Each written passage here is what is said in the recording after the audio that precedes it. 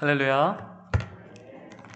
참 좋은 교회, 새순교회에서 우리 믿음의 가정을 향하신 하나님의 말씀과 또 지혜를 같이 나눌 수 있게 되어서 얼마나 기쁘고 감사한지 모르겠습니다. 소망키는요, 이 시간 나눠지는 이 말씀과 또 언약이 우리 가정 가운데의 숙제가 아니라 하나님의 힘주시는 은혜의 자리요, 또 결국 우리 가정의 간증이 되어지는 귀한 역사가 있기를 간절히 소원합니다. 오늘 저는 여러분하고 가정예배에 하나님의 부르심과 또 우리의 이해에 대한 얘기를 나누겠고요. 또 이어서 오늘 저녁 시간에는 오늘 오전에 나눴던 가정예배의 이 원리를 가지고 조금 더 실천적으로 어떻게 할 수 있을까에 대한 이야기를 이어서 나누도록 하겠습니다. C.S. 루이스는요, 고통의 문제라고 하는 책을 통해 이런 얘기를 합니다. 하나님은 우리가 평안할 때는 속삭이며 말씀하시지만 우리가 고통 중에 있을 때는 메가폰으로 소리치신다. 왜냐하면 우리는 고난이라는 것을 맞이하면 이 고난 언제쯤 끝날까? 이 고난 얼마나 큰가? 그거 주목하느라 정작 그 고난을 다스리고 계시는 하나님을 향한 시선을 놓쳐버리기 쉽거든요.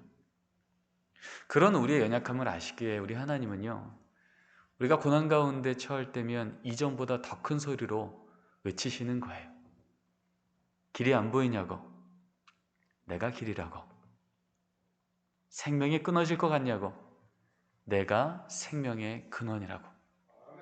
그렇게 멈춰있지 말고 여기 내 오른손 꼭 잡고 이 믿음의 걸음 끝까지 같이 가자고요. 그래서 하나님의 백성들에게 있어서 고난 중에 진짜 소망은요, 내가 원하는 상황으로 빨리 바뀌는 게 아니라 그 상황을 능히 다스릴 수 있는 하나님이 우리에게 먼저 찾아오시는 거예요. 야복강가의 야곱을 기억합니다. 자신의 형이 자기를 해하러 온다는 그 소문을 듣고 어찌할 바를 모를 때 하나님 야곱에게 말씀하시죠. 야곱아, 너 그 문제 끌어안고 씨름하지 말고 그 문제를 능히 다스릴 수 있는 나 끌어안고 씨름하자.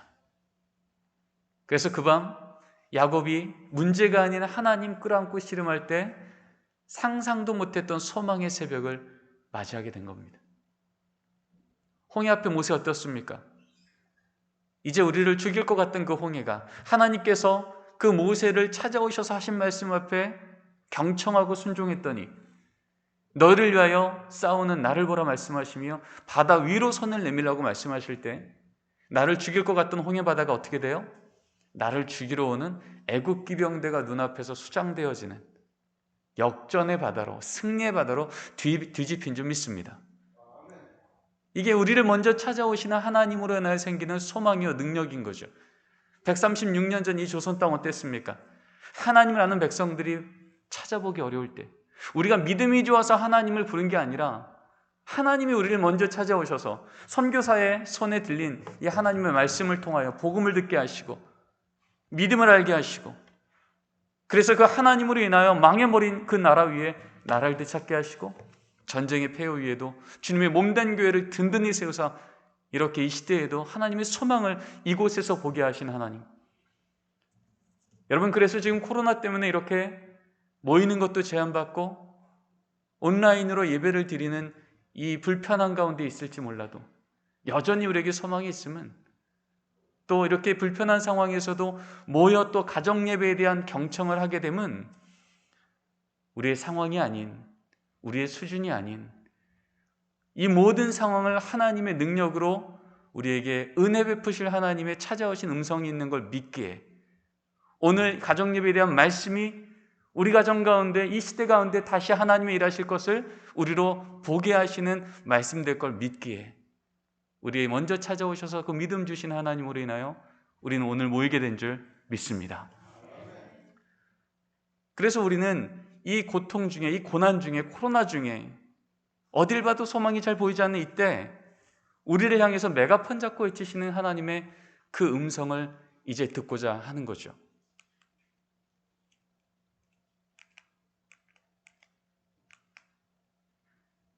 네, 넘겨주시면 감사합니다.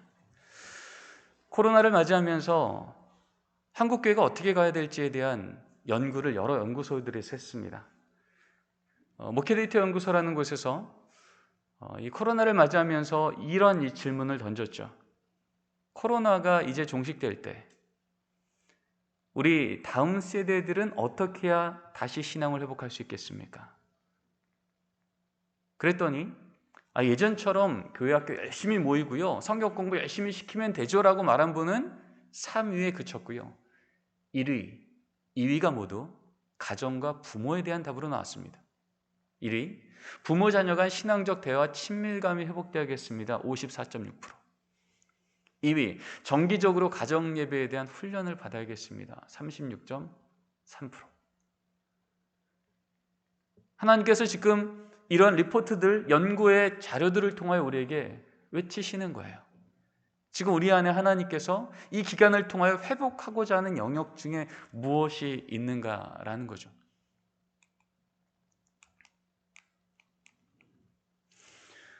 티머시 펄 존슨이라고요, 미국의 대표적인 다음 세대와 부모 세대를 어떻게 함께 신앙으로 양육할까를 연구하는 학자가 있습니다. 그 학자가 기독부모 4만 명을 대상으로 이런 연구를 했습니다. 부모님, 가정 안에서 혹시 자녀들과 신앙적 활동하십니까? 참고로 여기에 참여했던 4만 명은요, 그냥 주일날 예배 오시는 분들이 아니었던 거예요. 지금 여러분들처럼 주중 모임에도 안 빠지고 구역 모임에도 안 빠지고 열심히 있는 분들만 추천받아서 참여했던 설문 연구였습니다. 근데 결과는 충격적이었습니다. 1위, 전혀 혹은 거의 하지 않고 있습니다. 56%. 아니, 그렇게 교회 모임에 열심히 분들이신데 집에선 자녀들과 하나님 나라 얘기를 나눠본 적이 없다는 거예요. 2위, 특별한 일이 있는 경우에 나누고 있습니다. 23%. 한마디로 뭔 일 터져야 우리 기도 좀 해야겠다, 우리 금식 좀 해야겠다, 그렇게 말하더라는 거죠. 숫자도 나오지 않는 극히 소수의 부모님들만 저는 정기적으로 가정에서 우리 자녀와 함께 하나님 나라 이야기를, 말씀과 기도를 하고 있습니다. 참고로 이 리포트는 북미 지역에, 미국 캐나다 지역의 다음 세대, 그리고 목양을 하는 담임 목사님들, 그리고 다음 세대 현장 사역자들에게 충격을 줬던 리포트였죠. 그러면서 미국 사회도 다시 한번 가정 안에서 신앙 전수라는 거 우리가 많이 놓쳤었구나 라고 하는 것을 갱신하는 계기가 되기도 했습니다. 얼마 전에 제가 540가정 정도 되는 믿음의 부모님들을 대상으로 설문조사를 했습니다. 여기 역시 교회에서 아주 열심히 부모님들만 추려서 했던 연구였습니다. 많은 걸 물어봤죠. 자녀들과 어떤 대화를 주로 나누세요? 거기에는 성경 얘기, 신앙 상담, 성적, 진학, 비전, 또래 친구, 이성 문제, 부모 자녀 관계, 외모, 여러 가지를 줬어요. 그리고 나서 결과를 봤더니 결과를 딱 2가지 분류로 다시 한번 나눈 거죠. 그 답 중에 신앙 관련 대화와 비신앙 관련 대화는 어느 정도 퍼센테이지가 있을까? 근데 이 결과도 너무 충격적이었습니다. 그렇게 신앙적으로 열심히 있는 가정들만 추려서 540가정을 대상으로 물었는데 비신앙 대화가 95.8%, 신앙 대화는 4.2%밖에 없었다는 결과입니다. 이건 그냥 우리 교회 교인 전체 대상으로 한 것도 아니고요, 그나마 우리 자녀 세대에게 신앙 전수해야죠 라고 말씀하시고 열심히 있다고 하는 분들인데도 현실은 이렇더라는 겁니다.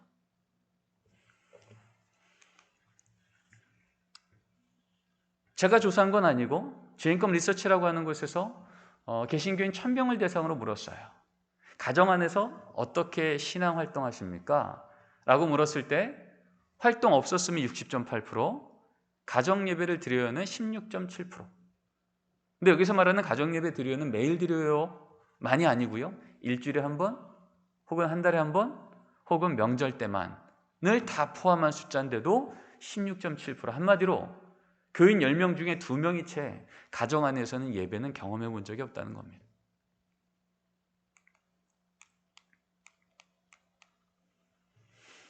근데 성경은 우리에게 뭐라고 말하고 있을까요? 정말 우리 아이들 신앙은 168시간 중에 일주일 중에 1시간만 교회 학교 잘 앉아놓으면 신앙 보장해 줄게라고 성경이 말하고 있을까요? 그렇다면 우린 그렇게 해도 돼요. 하나님의 말씀이 말씀하셨다면. 그러나 성경은요, 단 한 번도 우리 자녀 세대의 신앙 내가 세워줄게, 복 줄 거야, Great Nation, 큰 민족 이뤄줄게 라고 말씀하실 때 한 번도 다음 세대는 직접 하나님은 명하신 적이 없으시고요, 늘 어떻게 해요? 그 자녀 세대를 맡은 부모 세대에게, 내가 내게 명한 이 말씀을 너는 머리에 새기고가 아니라 어디에 새기고요? 마음에 새기고, 앉았을 때든지 일어날 때든지 길을 갈 때든지 부지런히 가르쳐 지키게 하라. 이것이 하나님의 명령이셨다는 거죠. 여러분, 신명기 6장에 나오는 이 쉐마의 말씀, 내 마음에 새기고라고 한 마음이란 단어는 히브리어 레바브입니다. 레바브란 단어는요, 중심이란 뜻이죠. 또 다른 말로 우선순위란 얘기예요. 하나님은 내 삶에 어떤 분이신지를 내 삶의 등으로 자녀를 양육할 때 우선순위 안에서 자녀에게 보이고 나서 그렇게 말한 하나님이 누구신지에 대한 삶을 앉았을 때든지 일어날 때든지 길을 갈 때든지 부지런히 가르쳐 지키는 일, 한마디로 뭐예요? 가정 안에서 하나님 말씀을 나누는 가정 예배를 드리라는 겁니다. 지금 이 쉐마 말씀의 상황이 어떤지 아시죠? 하나님께서 400년 만에 부모 세대를 은혜로 자유인으로 만드셨어요. 그리고 너희들 땅 한 평 없이 애굽 땅 살았지, 근데 네 자녀 세대에게는 저 젖과 꿀이는 저 땅 다 줄 거야 라고 하나님 말씀하셨다는 거죠. 그래서 그 기쁨과 그 믿음 갖고 지금 40년을 걷고 마침내 지금 모압 평지에서 요단강만 건너면 그 가나안 땅에 들어갈 상황 앞이었던 거예요. 근데 하나님께서요, 그 상황에서 뭘 말씀하시냐면 내가 언약한 대로 저 땅 내 자녀 세대와 너희 세대가 줄 거야. 근데 이거 하나 분명히 하자. 그 땅은 내가 줄 텐데 그렇게 복을 내리는 내가 어떤 하나님인지를 너희는 삶의 등에 새겨서 자녀에게 보여야 된다라고 말씀하시더라는 겁니다. 사실은 이런 하나님의 말씀은요, 창세기 1장부터 우리에게 명령하셨던 말씀입니다. 창세기 1장이요, 하나님이 창세기 1장 27절에 남자와 여자를 창조하시고 한마디로 아담과 하와를 만드시고 첫 가정을 만드신 뒤 그 가정에게 에덴 동산이라는 그 복된 것을 다 주셨잖아요. 근데 그러고 나서 하셨던 첫 명령이요, 하나님이 인류에게 하셨던 첫 명령, 생육하고 번성하라. 여러분, 이 말이 과연 육적인 생육과 번성만 말할까요? 아니잖아요. 이 에덴 동산 한복판에 뭐가 있어요? 생명나무와 선악과가 있잖아요. 여기 있는 거 다 누려도 좋다. 그런데 우리 가정에, 우리 삶에 무엇이 선한지 무엇이 악한지, 무엇이 우리 가정에 도움이 될지 무엇이 우리 가정에 해가 될지 그것을 선택하고 분별하는 기준은 오직 뭐만이요? 하나님의 말씀만으로 지키는 것. 그거 지켜내면 이 에덴 동산 모든 걸 누릴 것이요, 그것을 내 눈에 보기에 옳은 대로 하나님의 말씀보다 우리의 경험, 우리의 생각, 세상의 소문을 더 위에 두는 순간 어떻게 된다고요? 정령 죽으리라. 이거 하나 범했더니 어떻게 돼요? 하나님이 주셨던 첫 가정, 첫 부모 세대, 아담과 하와가 받았던 그 에덴 동산의 모든 유익을 하루아침에 상실당합니다. 이게 성경에서 처음부터 말하고 있는 하나님의 복받는 가정인지 아니면 그렇지 않은 가정인지에 대한 엄중한 기준입니다. 쉐마 말씀이 선포되어지고 실제로 이제 가나안 땅에 들어갑니다. 근데 들어가자마자 하나님은요, 좀 당황스러운 명령을 하세요. 너희들은 돌이켜란 말을 씁니다. 영어 성경으로 turn back. 어떤 상황이냐면 아직 제사장이 요단강 한복판에서 법궤 들고 있는 상황이에요. 이스라엘 백성들이 지금 막 이 가나안 땅으로 들어왔는데 하나님 말씀하시는 거예요. 너희 12지파 중에 대표를 뽑아서 지금 제사장 발밑에 있는 돌멩이 하나씩 다시 주워가라. 다시 요단강 들어가라는 거예요. 거기서 돌멩이 주워서 너희 유숙하는 곳에 갖다 두어. 여러분, 유숙하는 곳이 뭘까요? 집이겠죠. 텐트 아니겠죠. 그러고 나서 말씀하시기를 너희 후손들이 너희들한테 물을 것이다. 이 돌은 무슨 뜻이니까? 여호수아 4장. 그때 말하라는 거예요. 이 돌은 너희 여호와 하나님께서 너희 부모 세대가 저 애굽 땅에 있을 때 우리를 은혜로 구원내시고 홍해와 요단강을 마른 땅같이 건너가게 하신 능력의 하나님, 승리의 하나님을 너희들에게 기억하게 하는 돌이란다 라고 명하라는 거예요. 무슨 말이에요? 가나안 땅 들어가기 전에도 하나님 말씀하세요. 가정예배 드려야 된다. 들어가자 또 무슨 얘기하세요? 그 돌을 보고서라도 하나님에 대한 이야기를 가정 안에서 자녀들과 나누어야 된다. 또 가정예배를 명하시는 것. 그럼에도 불구하고 이스라엘 백성들이 그 땅에서 또 타락하기 시작할 때 여호수아는 선포합니다. 오직 나와 우리 가정은 여호와만 섬기겠노라. 여러분, 이 선포를 할 때 많은 사람이 들었지만 누가 들었을까요? 여호수아의 가족이 들었겠죠. 그 자녀들이 들었겠죠. 이 사건을 하나님께서 기뻐 받으신 겁니다. 다윗이 시편 78편을 통해 이렇게 얘기합니다. 하나님, 우리가 이를 우리의 자손에게 숨기지 않겠습니다. 이가 뭐예요? 여호와의 영예와 그의 능력과 그가 행하신 기이한 사적을 우리 후대에게 타전하겠습니다. 작은 돌멩이 하나로 골리앗을 쓰러뜨렸던 그 하나님의 역사, 그 간증거리, 제 삶에 생생히 살아있는 하나님에 대한 간증거리를 내 자녀가 하나도 빠뜨리지 않고 다 기억하게 하겠습니다. 지금 이 예배 참여하고 있는 여러분들, 하나님이 아니고 설명할 수 없는 기적 같은 간증거리들이 우리 가정에 있잖아요. 그 하나님이 여전히 내 안에 살아계셔 보이지 않는 이 땅 가운데도 우리 하나님께서 우리 삶의 주인인 것을 믿고 이렇게 걸어가잖아요. 그 간증거리들 우리 자녀들이 다 기억하고 있습니까? 하나님이 이 고백을 너무 기뻐 받으셔서 시편 한복판에 적어 놓으신 거예요. 그 가정에서 누가 태어나요? 솔로몬이요. 지혜와 리더십의 솔로몬이요. 신약성경 어떻습니까? 대표적인 신약성경에 나와 있는 우리 자녀 세대의 양육에 대한 말씀. 내 자녀를 노엽게 하지 말며 주의 교훈과 훈계로 양육하라. 여러분, 이 말씀이 성경 가르치고 기도 가르치라는 얘기일 텐데, 그러면 이 말씀이 교회 학교 선생님한테 먼저 주신 말씀입니까? 아니면 믿음의 부모님께 먼저 주신 말씀입니까? 누구예요? 부모님이죠. 말할 것도 없죠. 근데 언제부턴가 우리는요, 우리 자녀 성경 가르치는 것, 우리 자녀 기도 가르치는 것, 그럼 교회 학교에서 하는 일이지. 아유, 너네 선생님한테 물어봐.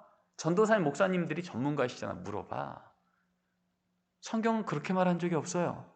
내 자녀의 신앙의 문제를 적어도 부모 세대가 하나님을 경험한 믿음의 세대라면 어떤 기관에 위탁하여 알아서 하게 한 적이 없다고요. 내가 만난 하나님이 누구신지를 삶의 등으로, 삶의 고백으로 앉았을 때든지 일어날 때든지 부지런히 가르쳐 지키는 것. 디모데전서 5장 8절로는 누구든지 자기의 친족, 자기 가족을 부지런히 돌보지 않으면 믿음을 버린 자요, 불신자보다 악한 자라고 성경은 말하고 있잖아요. 목회 서신에서 장로님, 집사님, 감독의 기준을 말할 때도 같은 맥락으로 말하고 있어요. 믿는 자녀를 둘 자라야 할지니라. 자녀와 자기 집을 잘 다스리는 자일지니, 자기 집을 잘 다스려 자녀들로 모든 공손함으로 복종케 하는 자라야 할지며. 무슨 얘기일까요? 하나님의 말씀으로 자녀 양육해서 하나님의 지혜와 경륜이 이 아이의 삶의 가치가 되게 인도하는 것, 그것이 하나님 말씀하신 교회 일꾼의 기준이더라는 거예요. 오직 이 말씀만을 가지고 교회를 세워왔던 2000년 교회사를 보면 초대교회 때부터 그렇게 로마의 핍박이 심각했었던, 예수님의 제자들을 핍박했었던, 순교까지 나왔던 그 시대에도요, 그렇게 다음 세대가 멋지게 세워지고 믿음의 명문 가문이 세워졌던 것, 그 배경에는 이런 글들이 있습니다. 성 크리소스톰, 알렉산드레 클레멘트, 성 어거스틴, 우리가 알고 있는 초대교회 대표적인 리더들, 교부들, 학자들, 이들이 공통적으로 썼던 글입니다. 가정이 교회요, 공동체의 힘은 잊지 마십시오. 가정이 교회라는 거예요. 여러분, 교회는 많은 것이 있지만 무엇보다 무엇이 본질적으로 있어야지 교회입니까? 예배요. 예배가 있어야 교회일 겁니다. 예수님을 주로 고백하는 자들 안에는 마땅히 예배가 있어야 되는 거죠. 그렇게 핍박이 심했던, 심지어는 신앙을 지키려 수십 년간 땅 위로 한 번도 올라오지 못하고 살았던 세대가 있었던 그때마저도 그렇게 강력하게 신앙이 전수되었던 것은 세대가 선해져서가 아니라 그들 안에 이러한 기준들이 있었던 거예요. 믿음의 가정마다 거룩한 의례를 실시하십시오. 여러분, 의례가 뭐예요? 의례에 행하는 게 의례죠. 리추얼.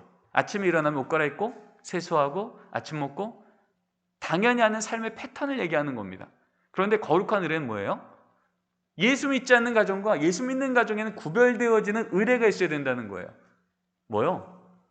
정기적으로 하나님의 말씀을 경청하며 위기가 오면 무릎 꿇어 기도하며 감사한 일이 생기면 찬양하는 가정, 이게 거룩한 의례잖아요. 이걸 지켜냈을 때 천년의 로마는 무너지고 주님의 몸된 교회는 든든히 세워졌던 거예요. 500년 전 1000년간 교회가 신음하다가 이제 오직 말씀만으로 다시 갱신되었던 그 종교개혁대요. 이 종교개혁을 이끌었던 대표 마틴 루터, 존 켈빈, 지빙글리, 이런 학자요, 담임 목사님이요, 또 로마 교황청과 치열하게 싸웠던 영적 전투의 이 대상자들이 공통적으로 한 얘기예요. 가정은 작은 교회예요. 언약 공동체임을 잊지 마십시오. 가정이 단지 혈연 공동체만이 아니라는 거예요. 거기에는 부모 세대와 다음 세대가 동일하게 붙들고 함께 고백해야 될 언약이 함께 공유되어지지 않으면 그 믿음의 가정 아니라는 거예요. 이게 하나님께서 명하셨고 계획하신 믿음의 가정의 기본이라는 겁니다. 그래서 마틴 루터 같은 경우에는요, 1522년도에 그전에는 들어보지 못했던 가정예배 설교집이라는 책을 발간합니다. 누굴 위해서요? 마틴 루터가 목회했던 교회 교인들의 가정들을 위해서요. 그리고 마틴 루터는 또 이렇게 고백합니다. 믿음의 부모님은 가정에서 설교자입니다. 부모님이 설교자래요. 그리고 마틴 루터는 그렇게 바쁘게 종교개혁과 학문적인 역할과 목양과 이런 일들을 하면서도요, 그 바쁜 와중에 집을 떠나서 며칠간 지내게 될 때는 반드시 편지를 썼다고 해요. 왜요? 본인이 집을 떠나 있어도 가정 안에서 부모와 자녀 간의 신앙적 대화가 멈춰지지 않게 하려고 편지를 써서 집으로 계속 보냈다는 기록들이 있습니다. 존 켈빈이요, 장로교회 교리 든든하게 세웠던 그 존 켈빈은 이렇게 말합니다. 믿음의 가정 안에서 부모가 자녀에게 성경과 기도 가르치는 것은 하나님 앞에 결코 작은 칭찬이 아닙니다. 무슨 얘기예요? 하나님 앞에 정말 칭찬받는 가정 되려면 자녀에게 성경과 기도 가르치는 게 우선순위라는 거예요. 여러분, 이것이 우리가 다시 말씀으로 돌아가야 됩니다라고 했을 때 그렇게 돌아갔던 가장 대표적인 종교개혁 시대 때에 리더들이 목양했던 교회의 기준이요, 또 우리가 지금 듣게 되어지는 하나님의 말씀입니다. 감사하게도 우리나라는요, 선교 초기 때부터 이 가정예배에 대한 신앙유산을 받았던 나라예요. 같이 한번 읽어볼까요? 시작. 가정예배는 도덕근본상의 작용이요 그리스도교의 일정 특색으로 수신제가의 요소로다. 1918년도에 성경 잡지가 발간됩니다. 그때 놀랍게도 1호 첫 번째 페이지 첫 번째 문장이 가정예배로 시작이 돼요. 가정예배는 그리스도교의 일종 특색이래요. 무슨 얘기일까요? 저 집안이 예수 믿는 집안인지 안 믿는 집안인지 뭘 보고 알아요? 가정예배가 있는지 보면 안다는 거예요. 이게 우리나라가 예수 믿는 복음화율이 한 자리 숫자밖에 되지 않았을 때도 우리 안에 있었던 엄중한 기준입니다. 어떻게 해서 우린 이러한 유산을 받게 되었는지에 대해서는 오늘 저녁 수요일 예배 시간에 제가 조금 더 설명을 드리겠습니다. 평양신학교 100년 전에요, 1919년도에 목사 필효라고요, 과관련 교수님 찰스 클락 교수님께서 목사님들 교육할 때 썼던 교과서예요. 그 교과서에 보면 이런 말이 적혀 있습니다. 전 가족이 예수를 믿고 있는지. 누굴 대상으로요? 장로와 집사, 전도사, 목사, 후보자에게. 그러니까 교회에서 교회 일꾼을 뽑아서 훈련 다 시켜요. 그러고 나서 이제 임직할 때 질문 던지잖아요. 그 질문에 네 번째 질문이 이겁니다. 혹시 자녀의 신앙 책임지고 계십니까? 라는 질문인 거예요. 다섯 번째 질문은 조금 더 명시적입니다. 누구누구 씨 가정 예배를 드리고 있는지. 교회 와서 열심히 예배하는 것 말고 집으로 돌아가셨어도 하나님, 우리 가정의 주인은 하나님이셔서 우리 가정은 안전합니다. 우리 가정의 주인이 하나님이셔서 우리 가정은 여전히 소망이 있습니다라는 고백을 부모와 자녀 세대가 함께 하고 있냐는 질문인 거예요.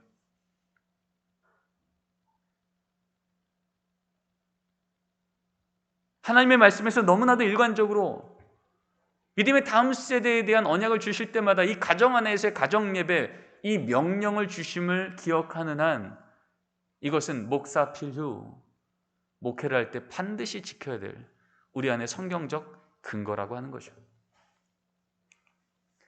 그런 의미에서요. 그러면 가정 예배 드리세요라고 하면 알겠고요. 동의하는데요. 우리 가정은 이것 때문에 하기가 좀 힘들어요라고 말씀하신 가정이 너무 많아요. 그래서 제가 가정 예배 관련된 2000년 교회사의 시대별, 교단별 그 정의들을 다 모아서 한 문장을 한번 정리했더니 결국 이 한 문장 남더라고요. 너무 중요해서 그래요. 같이 한번 읽겠습니다. 시작. 가정 예배란 가족이 함께 하나님을 기억하고 감사하는 것. 이 한 문장 남더라고요. 조금 더 단순하면 딱 세 단어 남습니다. 가족이 모이고요. 하나님 기억하고요. 감사하시면 됩니다. 이것을 하나님은 우리에게 가정 예배를 받아주신다고 성경을 통해 또 2000년 교회사의 역사들을 통해 말씀해주고 계시더라는 거죠. 이 중에서 우리 안에 있는 오해들 몇 가지만 좀 풀고 실천적인 부분은 오늘 저녁에 강의 때 좀 나눠드리겠습니다. 첫 번째 오해인데요. 가정 예배는 성인 예배 축소판이다 라고 하는 오해들이 있어요. 가정 예배 드리세요 그러면 우리 안에 자꾸 어떤 생각이 드냐면 우리 새순교회 주일 오전 예배 드렸던 그대로의 그 경건함과 그 형식을 그대로 집으로 와서 축소판으로 미니어처로 구현해야 가정 예배 드렸다라고 생각하시는 거예요. 그럴까요? 아닐까요? 아닙니다. 아니에요. 왜요? 하나님은 우리 가정의 신앙의 수준을 아세요. 여러분, 자녀가 부모님께 감사합니다 라고 은혜를 기억하고 응답하는 것, 바로 그렇게 표현할 때 5살짜리 유치원 아이와 20살짜리 청년 아들이 표현하는 방식이 똑같을까요? 다를까요? 당연히 다르죠. 청년은 성숙했고 유치원생은 아직 미성숙했지만 여러분, 부모 입장에서는 어떤 모습도 똑같이 기뻐 받지 않겠습니까? 하나님께서 우리 가정이 가정 예배를 받으신다는 건 주일 오전 예배 그 경건함과 그 형식을 그대로 갖고 와도 하나님 기뻐 받으시겠죠. 하지만 그것만 받으시지 않는다는 거예요. 왜요? 우리 가정의 수준을 아시기에. 우리 부모들은 우리 자녀와 가정 예배 드릴 때 이 정도의 경건함은, 형식은, 모습은 있어야지라고 해서 자꾸 교정하고 바꿔내려고 노력해요. 한마디로 플레잉합니다. 그러느라고 지치는 모습이 많죠. 그러나 가정 예배는요, 플레잉하는 게 아니라 프레잉하는 겁니다. 프레잉이 뭐예요? 기도하는 거예요. 있는 모습 그대로 주님 앞에 나아가 뭐 하라고요? 가족이 모여 하나님을 기억하고 감사하시면 된다고요. 성경에 나와 있는 가정 예배에 대한 많은 구절들이 있습니다. 근데 그 많은 구절들을 모으면 아브라함의 예배, 노아의 예배, 이삭의 예배, 야곱의 예배, 그리고 조금 더 넘어가면 욥의 예배, 다윗의 예배, 많은 가정 예배에 대한 성경의 구절들이 나오는데 그 구절들이 공통적인 건요, 어떤 형식으로 드렸다는 얘기는 거의 적혀 있지 않아요. 30분 드렸다, 안 떠들고 드렸다, 옷 갈아입고 드렸다, 이런 얘기는 전혀 없고요. 거기에는 공통적으로 이것만 적혀 있습니다. 가족이 모여 하나님을 기억하는 사건이 있었다는 거예요.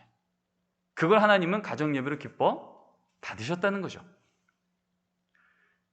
2000년 교회사 중에 가정 예배를 총회에서 치리할 정도로, 가정 예배 안 드리면 교회와 총회에서 치리할 정도로 엄중했던 청교도 시대예요. 아예 청교도 시대 때는 그들의 삶의 원리를 3가지를 선포했죠. 첫째, 주일 성수 목숨 거십시오. 둘째, 아침 저녁으로 가정 예배 드리십시오.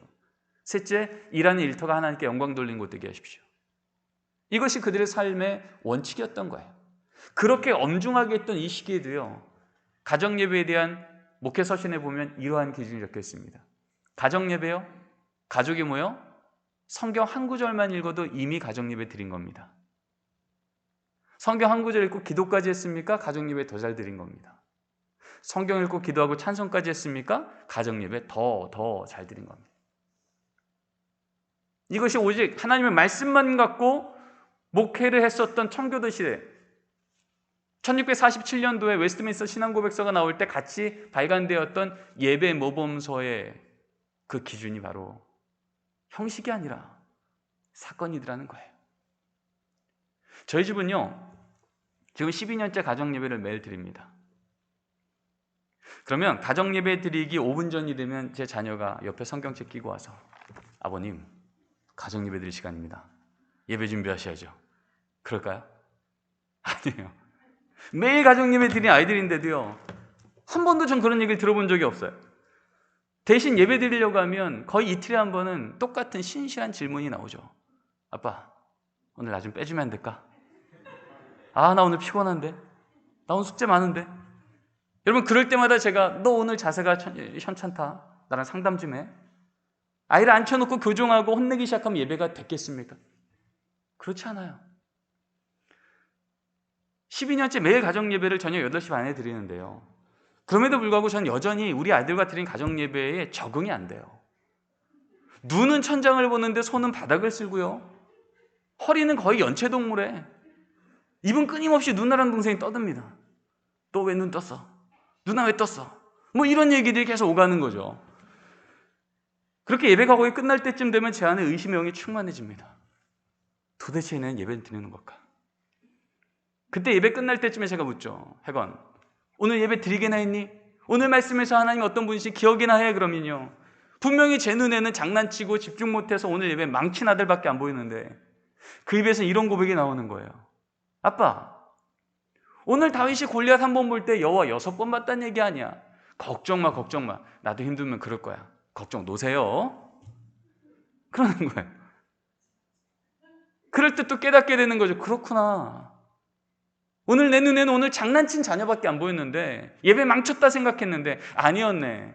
우리 하나님, 우리 자녀의 연약함에 제한받지 않으시고 오늘도 심어놓고자 작정하신 믿음의 씨앗을 심어 놓으셨구나. 여러분 기억하십시오. 믿음은요, 부모가 줄 수 없는 겁니다. 심지어 믿음은요, 목사가 줄 수 없는 겁니다. 누구만 주세요? 하나님만 주시는 거예요.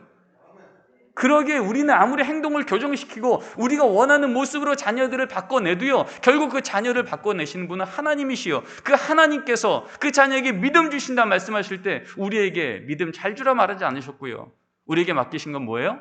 앉았을 때든지 일어날 때든지 기도할 때든지 내게 하나님이 어떤 분이신지를 부지런히 전하는 그 자리 버티며 지키라는 거예요. 그 자리에서 우리 눈에서는 아무 일도 보이지 않는 것처럼 보이지만 하나님은 하나님의 일을 하고 계시는 줄 믿습니다. 여러분 기억하십시오. 가정예배는요, 형식이 아니라 사건이에요. 그래서 저는 이런 부분들에 대한 이야기들을 나누고 싶은데 시간도 제한되고 상황도 다 나눌 수 있는 상황이 아니어서 가정예배 건축학이라는 책을 쓰면서 그 뒷부분에 12개 정도 되는 가정예배 모델들을 제시했어요. 형태가 중요한 게 아니에요. 어떤 가정에는 전통적인 예배 가능해요. 그러나 어떤 가정 같은 경우는 전통 예배가 아니라 대화 모델, 말씀 암송 모델, 큐티 모델, 이벤트 모델, 이슈 모델, 절기 모델, 성경에는 다양한 형태의 가정예배 모형이 나오거든요. 그렇게 하게 될 때 우리 안에는요, 꼭 이것만 해야, 주일 오전 예배 축소판만 해야 가정예배라고 생각했던 우리 안에 형식보다는 하나님이 기억하고 감사하는 사건이 일어나며 부모 눈에도 보이지 않았던 하나님의 일하심을 철을 따라 열매 맺으신 하나님, 그때가 되면 그 일을 행하신 것을 마침내 보게 하시는 그 하나님을 경험하는 은혜가 가정예배 자리마다 있게 될 줄 믿습니다. 한 가지만 더 오해를 좀 풀고요, 오전 강의는 좀 마무리를 하고 오늘 저녁에 조금 더 실천적인 얘기를 하겠습니다. 두 번째 오해인데요, 가정예배는 시간 없어서 못한다라고 하는 오해입니다. 제가 많은 가정들한테 묻습니다. 가정예배 왜 못 드리십니까? 그러면 바로 이 답이 나와요. 아유, 저희 가정은요, 다 모이기가 어렵습니다. 다 못 모여서 못 드려요. 그래요. 근데 여러분 어떠세요? 딱 코로나 1년을 경험하면서 우리 자녀들과 같이 보내는 시간이 부담스러울 정도로 많아지신 분들 있지 않으십니까? 그러면 어떠세요? 예전에 모일 시간 없어서 가정예배를 못 드렸는데 모이는 시간 엄청 많아졌는데 가정예배가 풍성해지셨습니까? 아닌 경우가 많아요. 그때 우리는 다시 한번 깨닫는 거예요. 그렇구나. 시간 없어서 못 드린 게 아니라 우리 가정에 주신 시간의 우선순위가 무너졌던 거였구나.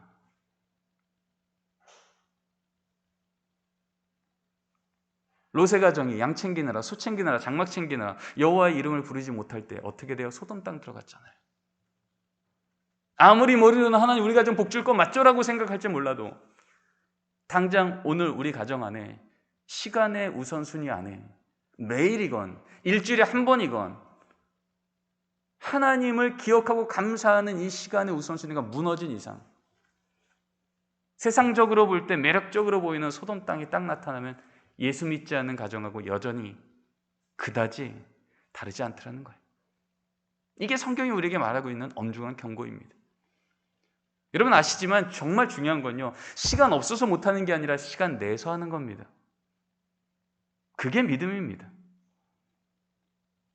아무리 바빠도 주일 오전 예배만큼은 우리는 반드시 지킨다. 바로 그 시간 내에서 지키는 그 자리에서 뭐가 우리 안에 유통이 돼요? 우리 가정의 가치가 전달되는 거예요. 이건 머리로 동의해서 나오는 것이 아니라 그렇게 머리로 동의한 게 우리의 동의가 되어지고 우리 동의가 우리의 삶의 실천이 될 때 그때 비로소 온전한 믿음을 우리 가정 가운데 하나님께서 허락하는 그 믿음의 문이 열리게 된다는 거예요. 저희 집은요 8시 반에 가정 예배를 드리는데 지난주만 봐도 제가 8시 반에 집에 들어간 날이 이틀밖에 없더라고요. 설교하든지 강의하든지 회의하든지. 그러면 저희 집은 제가 가정 예배 시간에 들어간 날이 이틀밖에 안 되니까 닷새는 예배를 못 드렸을까요? 드렸을까요? 드렸죠. 어떻게 해요? 저 빼고 드리면 됩니다. 정답이에요. 저 빼고 드리면 돼. 왜요? 하나님께서 제가 지금 그 시간에 가정에 못 들어갈 형편이라는 걸 아세요? 모르세요? 아세요. 그렇기 때문에 제가 없을 때 저 빼고 드리면 돼요. 대신 저희 집에는 이러한 대화가 반드시 나눠줍니다.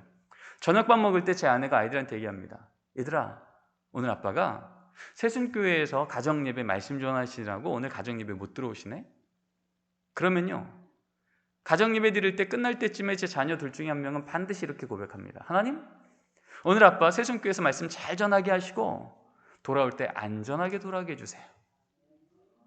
여러분, 이 30초도 안 되는 이 기도가 딱 선포되는 순간 제가 없는 그 자리는 뭐예요? 아빠의 부재입니까? 아니면 오히려 그 자리에 없는 가족을 위해서 나머지 가족이 중보하고 기억하고 응원하고 영으로 하나 되는 시간입니까? 전자입니까? 후자입니까? 후자죠.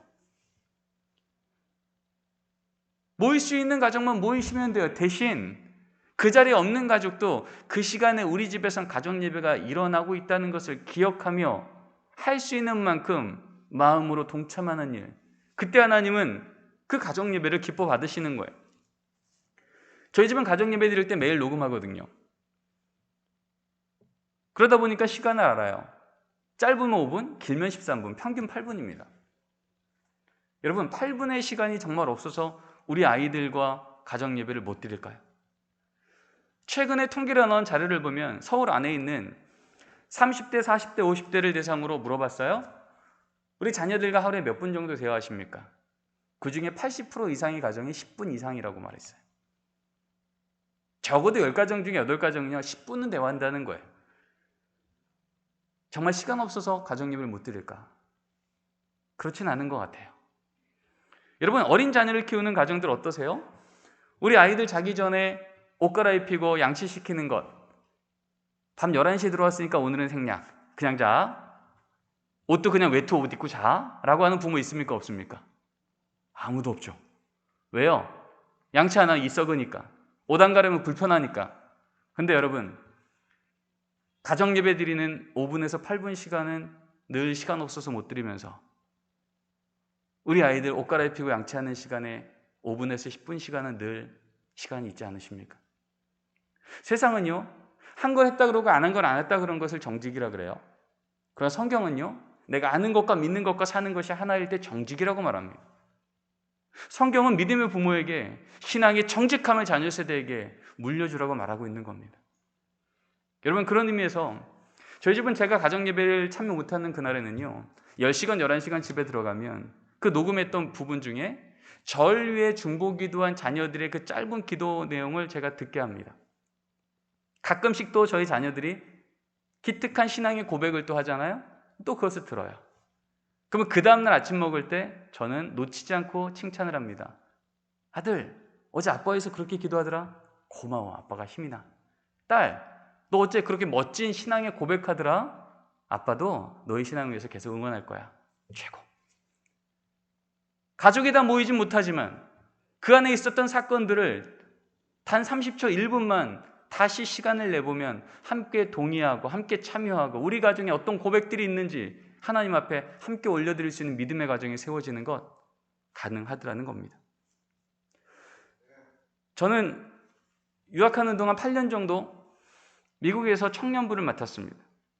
대부분의 청년들이 부모님은 한국에 있고 자신들이 미국에 와서 고등학교 때부터 혹은 대학교 때부터 대학을 다니든 직장을 다니든 하는 친구들이에요.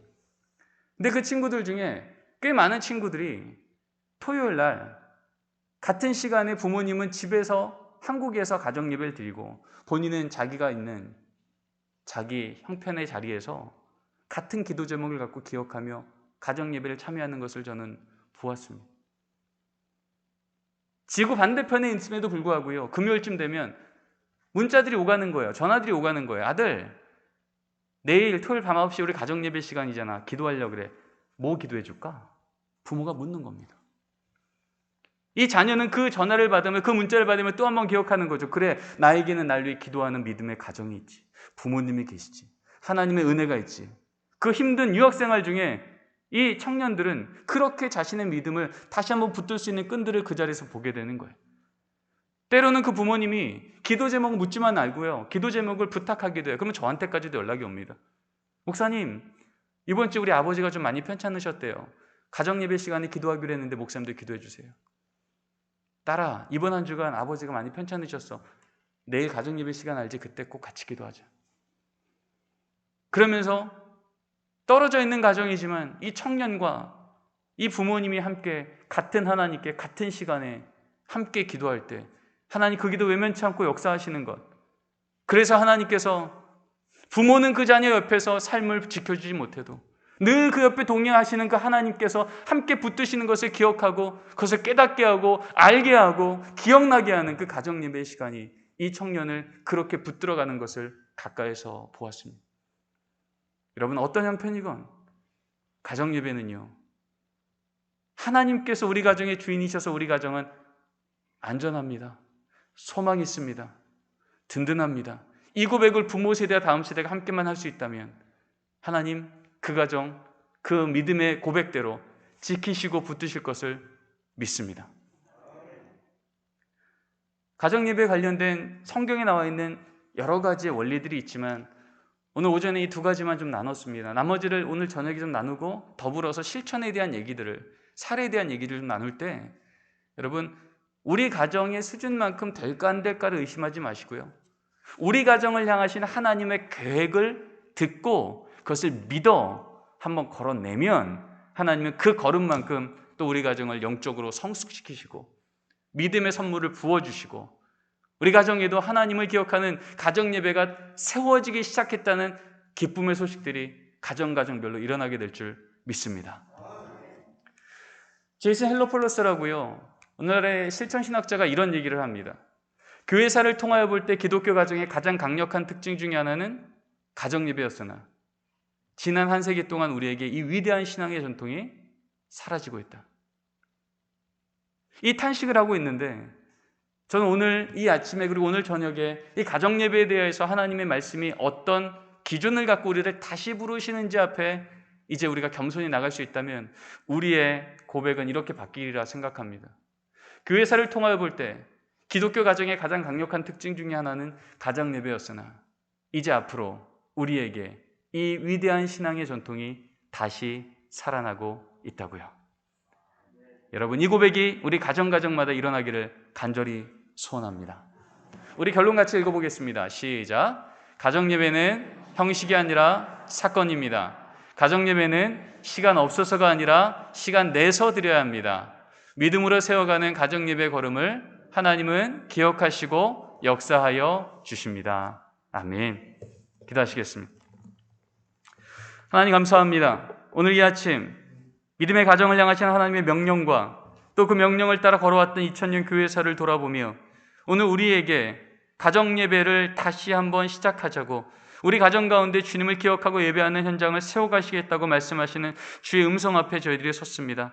주님, 우리로 하여금 이 말씀을 듣게 하심은 숙제를 주심이 아닌 우리 안에 이렇게 일을 행하실 하나님의 계획을 듣게 하심이오니, 주님, 우리의 수준만큼이 아닌 우리를 향한 하나님의 계획만큼 우리 가정 가운데 가정예배를 시작하여 주시고, 가정예배 고백되어지는 고백의 하나하나들이 우리 가정의 간증거리가 되어지는 위대한 역사가 우리 새순교회 가정마다 일어나게 하여 주시옵소서.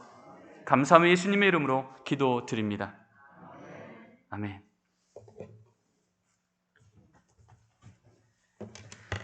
좋은 강의 신 교수님 감사합니다. 우리 이 시간에 오늘 강의 내용을 기억하면서 함께 기도하셨으면 좋겠는데요. 우리 먼저 기도하실 때 우리 부모와 자녀 간의 그런 신앙적 대화와 그 친밀감이 회복되는 우리 새순의 모든 가족들 되게 해달라고 우리 함께 기도하는 시간 갖도록 하겠습니다. 우리 다 같이 주여 한번 외치고 기도하겠습니다. 주여, 주여, 할렐루야. 하나님 아버지 감사합니다. 하나님 이 시간 우리가 가정예배를 위해서 하나님 우리에게 강의를 듣고 또 우리의 마음 가운데 도전을 주신 주님 정말 감사합니다. 하나님 이 시간에 우리가 소망하기는 하나님 우리 부모 자녀 간의 신앙적 대화가 하나님 우리 부모 자녀 간의 그런 친밀함이, 영적 친밀함이 회복되어질 수 있도록 주여 할렐루야. 하나님 아버지 함께하여 주시옵소서. 하나님 어느 순간부터 우리 가정 안에 정말 하나님에 대한 이야기와 성경에 대한 이야기와 우리 예수 그리스도에 대한 이야기가 끊겨져 버렸습니다. 은혜에 대한 대화가 끊겨져 버렸습니다. 하나님 아버지, 우리 안에 그런 대화와 신앙적인 대화들이 살아나면서 하나님 우리 자녀들에게 우리가 경험했던 그 하나님이, 그 귀한 믿음의 유산이 물려질 수 있도록 주님 역사하여 주시옵소서. 주님, 주님께 아버지 우리 가족을 붙드시길 믿습니다. 우리 가정의 그 관계들이 회복되어지길 원합니다. 하나님 믿음의 관계가 회복되어지길 원합니다. 주 할렐루야. 아버지 함께하여 주시옵소서. 하나님 은혜 베풀어 주시옵소서.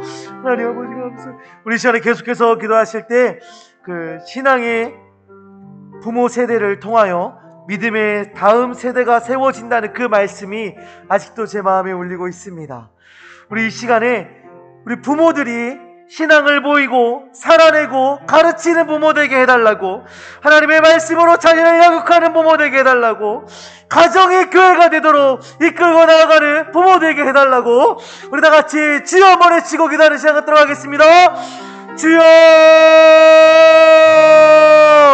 주여 할렐루야. 하나님 아버지 감사합니다. 하나님 아버지 우리를 믿음의 부모로, 신앙의 부모로 세워주시면 정말 감사합니다.